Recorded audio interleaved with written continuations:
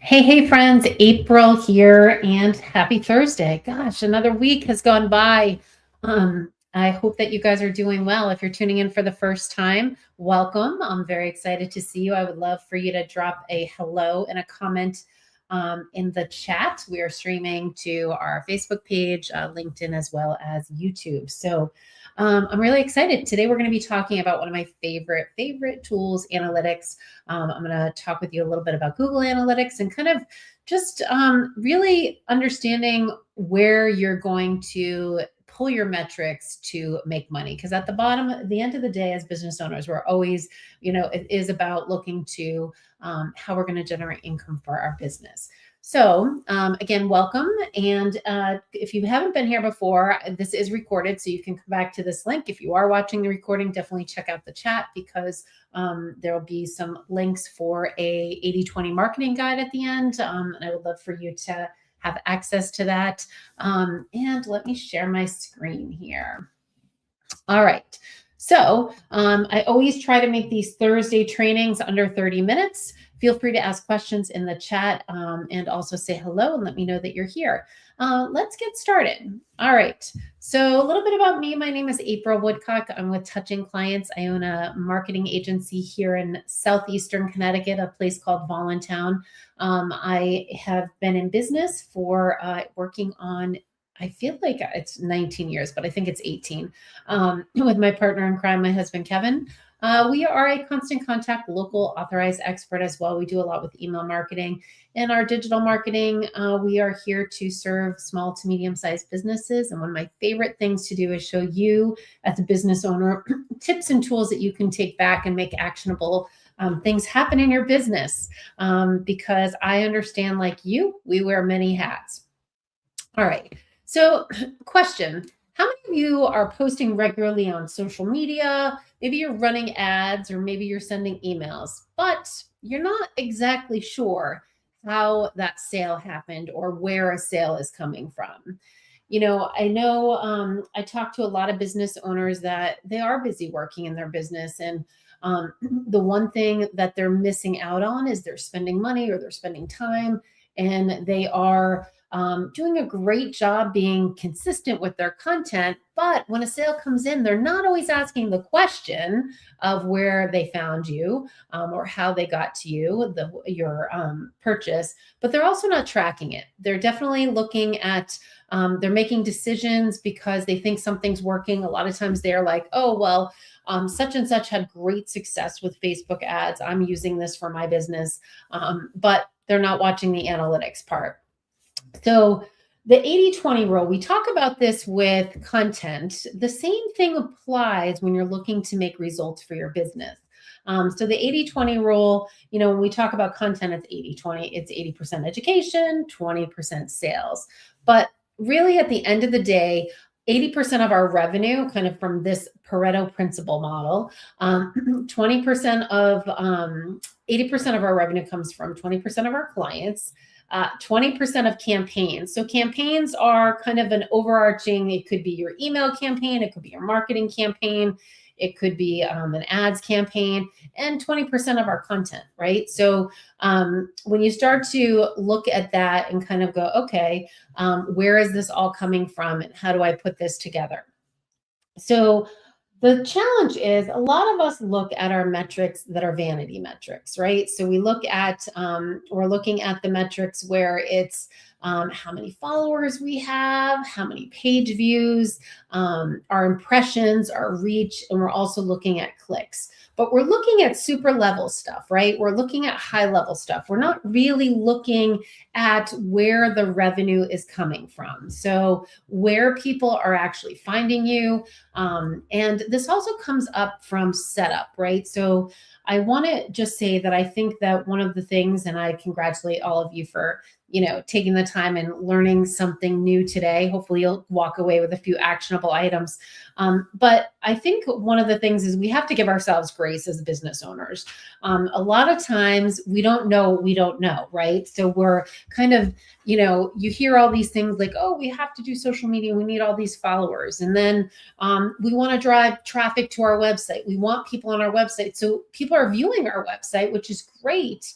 But They might be clicking, but where are they clicking? So these are what I call vanity metrics, right? Like these views are oftentimes much higher. So, like for example, I might have 100 page views, but when I start to kind of dive in deeper of those page views, actually, how many people took action and converted into a sale where there was revenue attached to it? So think about it this way. We often confuse activity versus success. And again, that kind of those page views, people are looking at my video or my reel online. I've had 100 views, I've had 1,000 views. But really what they're not looking at is revenue and success, where the revenue came from. And a lot of marketing dashboards, including Google Analytics, have impressions. So that's impressions. They have your views, how many people saw your page, how far you reached in an audience. It'll also give you measurements like follower growth. It'll give you how much time, like on analytics, it'll say, okay, this person spent this much time on this page, and which is great. But again, it's just very high level. But your business survives on what? Sales. So money. Where are people doing ka-ching? They're going to either pay for a webinar, they're going to buy a product from you. They're conversions. So conversions look a little bit different. So when we talk about revenue, obviously a conversion is somebody paid for a coaching package, they paid for a webinar, they paid for a product. I also put conversions into building your email list, because emails is a source of conversion, because it becomes a cold lead becomes now a warm lead. They've raised their hand and they have converted. Client acquisition, lifetime value. This is one that if you are a lot of business owners, they actually, when I ask what the lifetime value of their customer is or their client, they can't answer that. That's an encapsulation of kind of the long-term success of how long you've had a client, how much you've put into marketing, and kind of what that value becomes. This is something, and actually I would love to do, now that I'm thinking about it, I'd love to do a workshop on this, because I ask this question a lot. And a lot of times business owners can't say that. And I probably can't always say it accurately at different times in my business, but the lifetime value is a good number for you to know as a business owner, because that encapsulates, again, your time, your marketing budget, all the things you're doing. But business survival definitely depends on those things, right? It doesn't really depend on how many people viewed your page, because you could have 1,000 over quantity of viewers, but if you only have one conversion, how is that serving you as a business? That's not keeping the lights on, right? So although vanity metrics, we like them, revenue is definitely what's going to keep you long-term in your growth of your business. So data, we're always should be, and I always say this probably more often than you're like, oh, she said it again. But I always encourage people to make an appointment once a week to look at your analytics of the tools that you're using. One of them is obviously Google Analytics, because Google Analytics is the hub of your website. It tracks the sources of where your information is coming from, but you want to know where your buyers are coming from. So that could be they're coming from a blog post. You have a blog post, or maybe they started on a Facebook post, or maybe it was a paid ad. You want to know where they've come from, but after they've purchased. So some of the questions to ask yourself is, which channel generates actual inquiries or purchases? Like, are you getting inquiries on social media? Are you getting them on your website? Are buyers coming from search, meaning they've done a Google search, or maybe even better, you were referred by AI, and how are they getting to you? Was it an email? Was it a online directory like Google My Business? Which channel feeds big, but produces little revenue?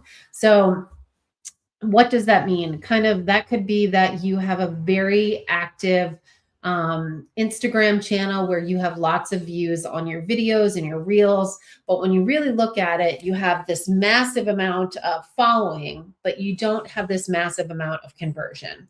So that's something where you want to be asking yourself of your sources of where you're coming from. And this also helps to kind of dictate for future what your time is going to look like and where you're going to be spending your time, right? So an example, Instagram, high visibility, right? Great. Awesome. Google search, high intent.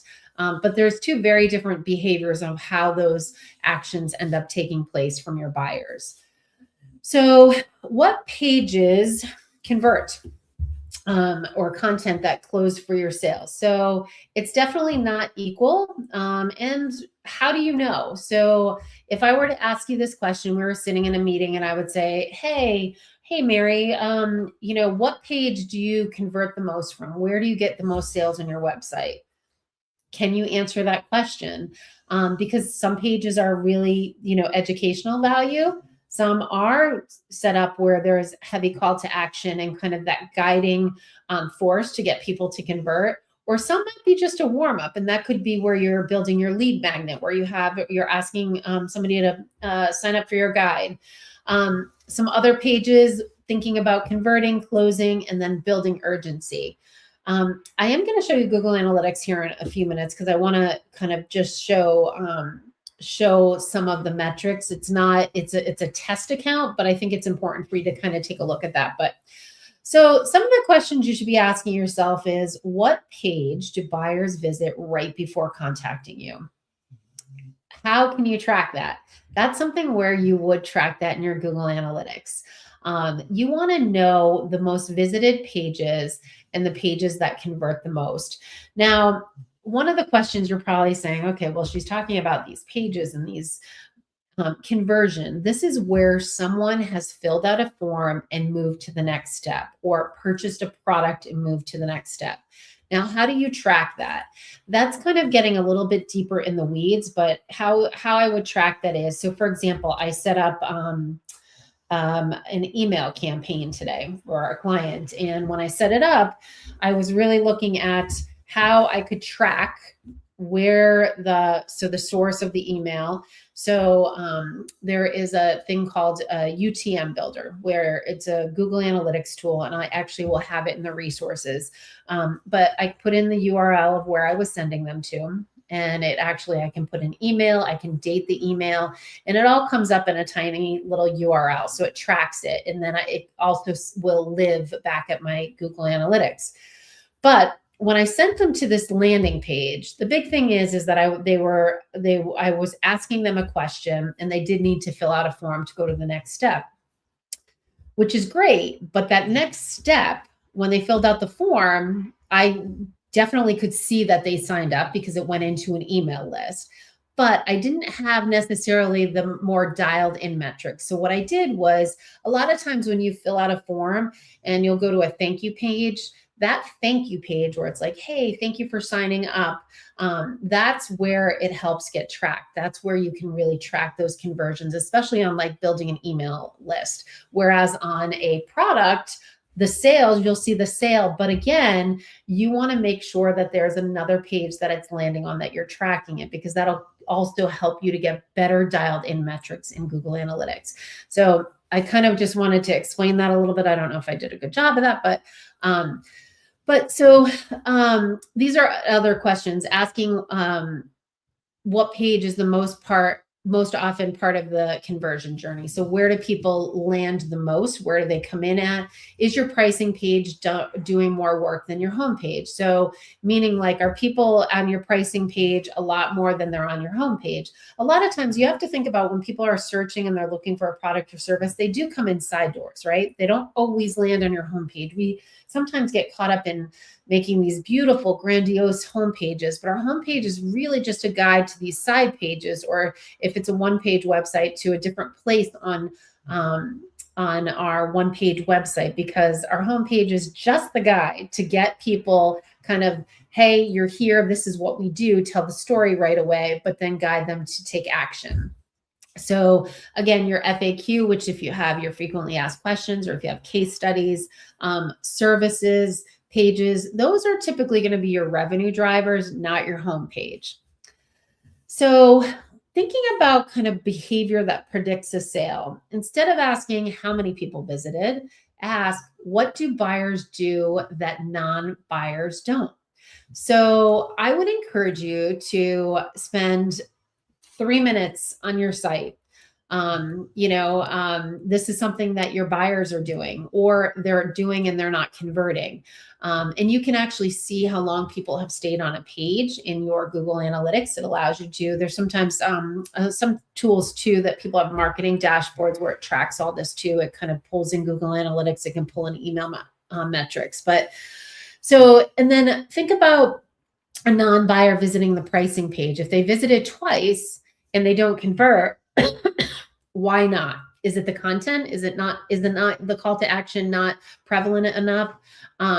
Did they download the guide? So did you collect the email address and did they make it to the thank you page? What if they open multiple emails? Why are they opening multiple emails, but they're not converting? So something is leaving them unsettled to take the next step. So those are types of buyer behaviors, and that's your 20%. Here's some examples. So a service professional, this is kind of just breaking it down. They believe Instagram is working. They're seeing all those views. They're seeing those vanity metrics. But the data shows organic search traffic is converting 5 times higher and emails converting 4 times higher. So Instagram gets attention, search gets buyers. So the 20% that are going to be their buying power are the search content and the email.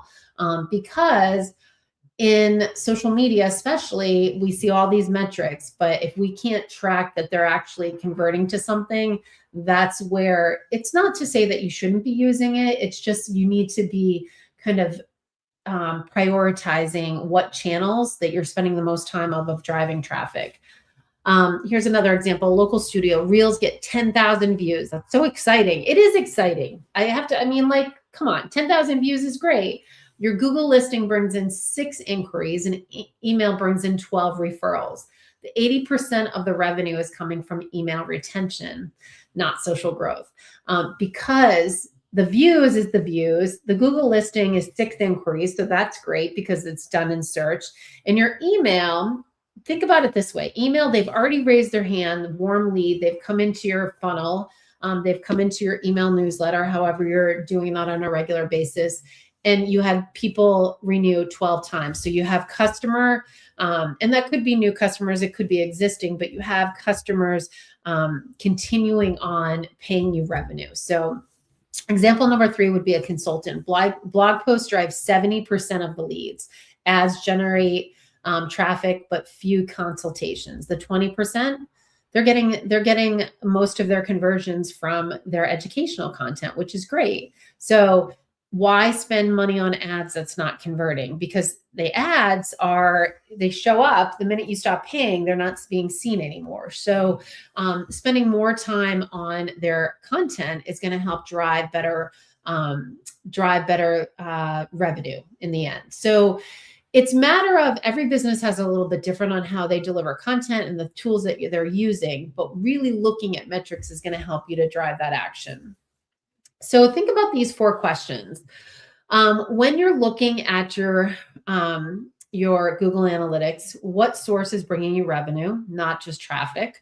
What content appears before a sale happens? So if it's a blog post or a piece of content that's talking about, maybe you're an interior designer and it's talking about kind of how to place furniture in a room or whatever.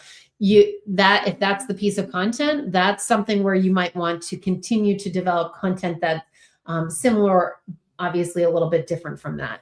So what behavior separates buyers from browsers? So are people just sitting around on your pricing page? Are they just opening your email, but they're not converting? It's time to take a look at that. What are we spending time on that isn't converting? This is a big one, friends. You want to know where you're throwing your time and energy into something that's not working. If it's not working, you don't need to be doing it. You need to be changing that trajectory of your energy to something that's working. This is strategic. It's definitely not busy marketing. Now I want to show you Google Analytics here. We're just going to take a look here. All right. So this is a test account. And now the big thing about Google Analytics is that you can attach it to your website and not do anything to it. It's going to give you some metrics, and that's what this is. This is just a test account. And it's going to tell me active users. It's going to tell me event count. So if I click on this, this is going to tell me kind of, it's going to give me how many people came in and took action. Then I have views, and it's going to kind of tell me over it. And I believe this is set to the last 30 days. There's no users on the site. It will tell me new users. Now, one of the things that I can do is I can go to this traffic acquisition report. This here is going to help me to start to get a little bit more dialed into the weeds. So going back to my first thought about Google Analytics, Google Analytics has a lot of information, friends. And I always encourage you, Google has a great free certification. Whether or not you are interested in Google Analytics or not, it's something to consider taking. You don't have to take the test at the end, but what I will say is it does segment areas that are very helpful in you to learn how to use Google Analytics, because it takes time. So like you want to set up and make sure that you're tracking your information that's coming from social media, that you're tracking your email campaigns. I always see when we send out an email marketing campaign, a boost in website traffic, and that's a good thing. The goal of an email is to drive traffic back to a website. The other thing about Google Analytics, it's going to tell you where your traffic is coming from, meaning like not only what medium it's coming from, but it's also going to tell you where it's coming from in terms of like what area. Let's see. So like countries, it'll also tell you page titles of where people are looking on your site.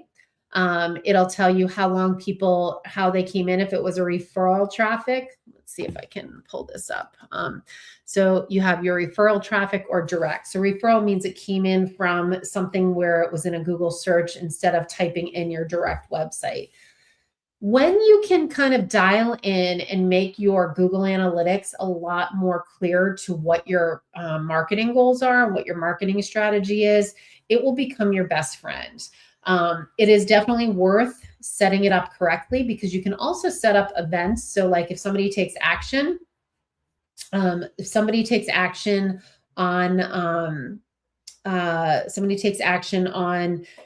something where maybe it's your email list builder, you'll be able to see that, and you'll be able to see how much time they spent on that page because you've set it up and you've created it as an event so it can track it.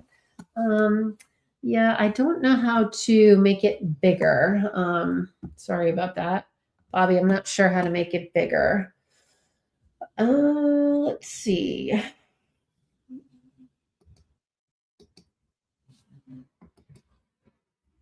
That might make it bigger. Did that make it bigger?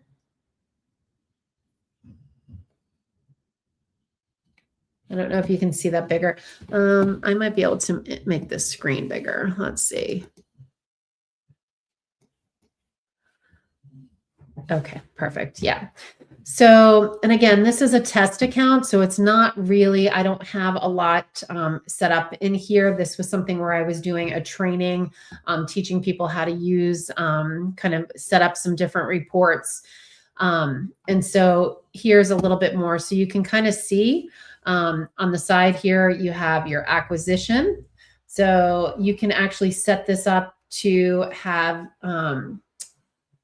different types, again, the traffic, but I can actually add in more information I want it to pull in. So it will tell me the direct traffic. It will tell me if they engaged, how many times they took action during a session. And this is 18, the number. So engagement here, I don't believe there's any events set up here. Okay, well, there is. So this is pulled in from, so you have your page views, 160 page views, which again is what? It's more of a vanity metric, right? Then you can add your landing pages here. So this has the Evernote course. It's an older course that, and so it's pulling in that information. This is coming from a landing page, so you can have that tracked. This is where you can start to actually, one of the things when I talked about understanding your overall lifetime value of a customer, you actually in Google Analytics could put the cost, what it costs. and Google Analytics will track that. That's something you definitely want to do and know that number when you're doing like Google ad campaigns, because it's going to help you to understand how much you're spending versus how much your client is worth. Then you kind of have your demographics of information here, by towns, cities, by countries. It also will dial into their specific interests. This is helpful for advertising. This is not necessarily helpful for you. I mean, it's helpful for developing content as well, but really the metrics that matter, this is kind of just an overall, your metrics matter are when people are converting, and you're able to see the events that they took on your website. All right.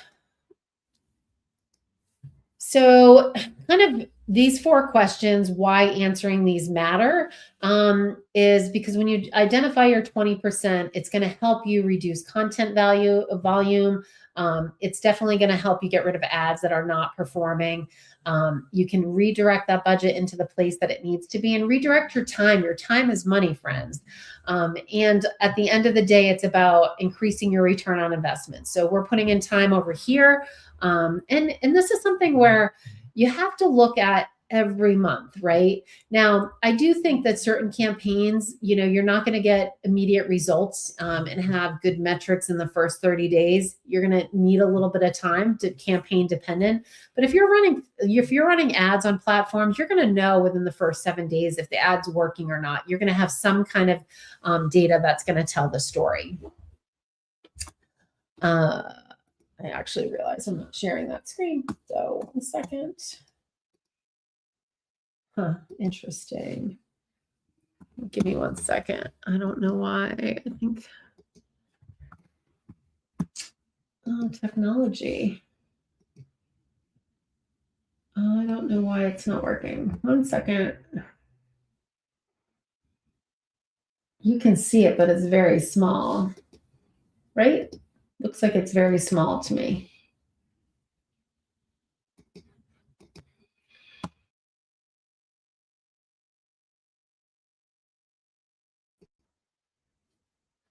It's very weird. Can you see the screen okay? Or is it just on my end that I'm seeing? When I made that adjustment, it did something here, so I'm not sure.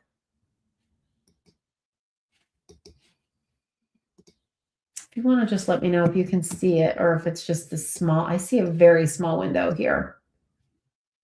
Okay.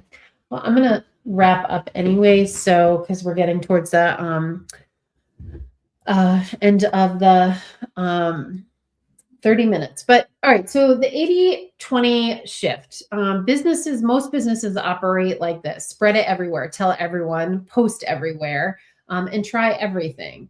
And I'm not saying that's you. I'm not saying that you're doing that. I'm saying that, for most of us, when we first especially get started, we have a hard time kind of dialing in on where we need to be. 80-20 businesses double down on what's producing revenue. And that's all what we should be doing and looking to do in our business, and systematize it, have systems in place. If you're using an email marketing tool, get to know it. Get to know how you can create automated campaigns and processes that's going to help your business, and then scale it. It's going to, at the end of the day, it's going to create less chaos and more clarity for your business. And I would love to hear from you in the chat if you can kind of see these questions. Would love to know what marketing activity takes up most of your time. What are you doing that you feel like takes a lot of your time? And is it driving revenue to your business? And if you could change it, what would change if you found your true 20%, meaning that that's the place where you're converting money into revenue? I would love to hear it in the chat. I don't know if this is actually still working or if I'm having so strange. How can I add more landing pages from all of our chapters? Landing pages for your chapters of your organization or a book? I just want to be clear.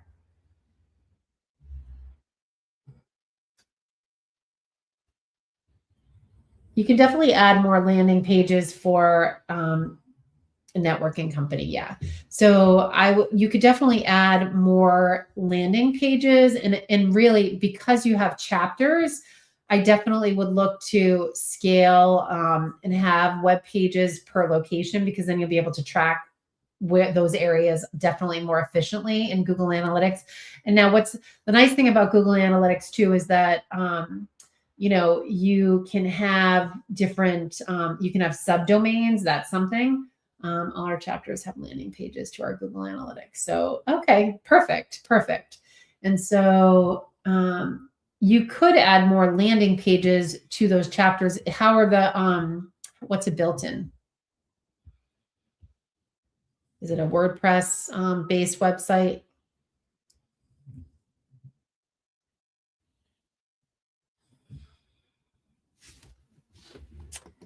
My screen is just so weird here. WordPress, got it. So you actually can incorporate, so on WordPress, they have landing page plugins, and you could add it as a page on. So what you would do is you could publish it to a subdomain and track them that way, and have them attached to each of those chapter landing pages. So you definitely could do it and create more landing pages where you're, just having one action to those pages.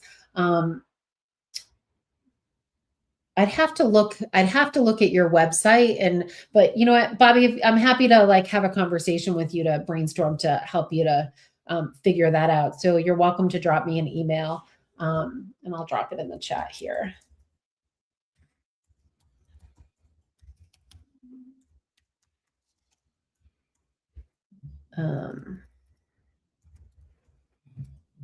Yeah. So the other thing too, we use lead pages, and I can have multiple. And so I guess what I would say is, this is something where I think it's $800 a year is what I pay. But so the only thing that I will say is that it has a WordPress plugin. So what I do is I use my landing pages on multiple clients with different domains, or so you can actually, when I publish a landing page for, say, my business touching clients, I go in, I publish the landing page, and I put it on my own URL, and it goes through my WordPress plugin. I have a nonprofit that I work for, and they have a plugin for lead pages on their website. So I create the landing page and I publish it on their domain. So it sits on their domain, especially because we do Google ads, and Google wants you to have, it needs to be on the domain that you're sending ads to.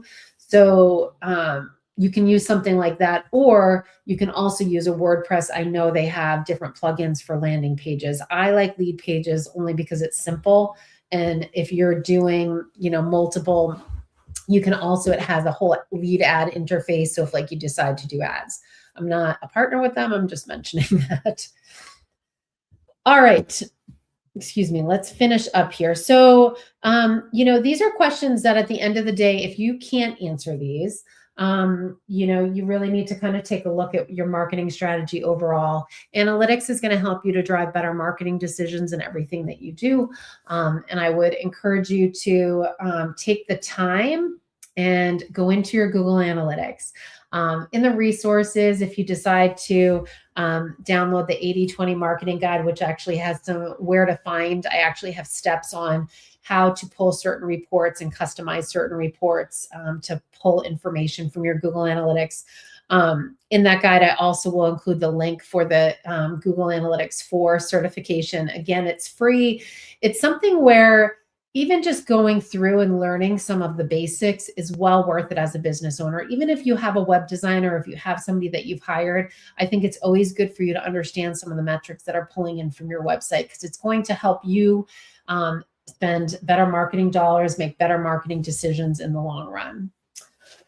All right, my friends, I will look forward to seeing you next Thursday. Thanks so much for your time today. I'm sorry. Hopefully you guys got to see my screen, because I'm not seeing it on this side. So I'm hoping that you can see my screen okay and see me. Again, my name is April Woodcock. I'm with Touching Clients. I'm here in Connecticut, and I'd love to connect with you. Feel free to drop me an email or stop by our website at touchingclients.com. And I'll look forward to seeing you guys again next Thursday. I actually don't know. I have to look and see what. I try to plan these out a few months in advance. So I am talking about. I don't know. I'm going to have to, it's not scheduled. So I feel like it has something to do with Facebook, if I'm not mistaken, but it'll be up soon. And I hope to see you guys soon. If there's anything I can do for you, feel free to reach out. I hope you have a fantastic day, friends. Take care.